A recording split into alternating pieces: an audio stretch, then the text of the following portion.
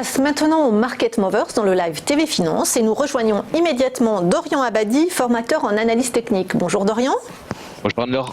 Alors Dorian, vous avez repéré pour nous 3 valeurs ce matin à la Bourse de Paris. On commence par le groupe de luxe LVMH qui a publié hier ses résultats 2019 et qui affiche des ventes records.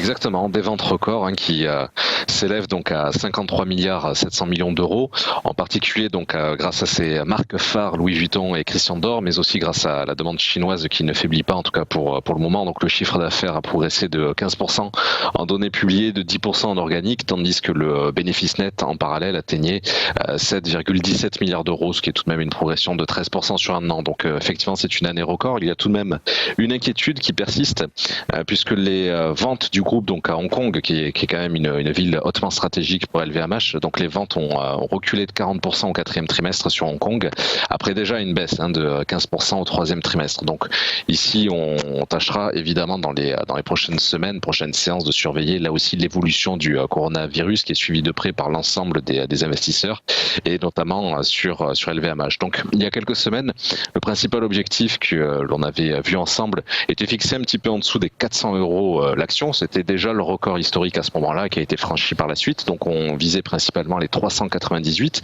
Ce niveau-là, bien sûr, a été rompu et il a largement même été battu.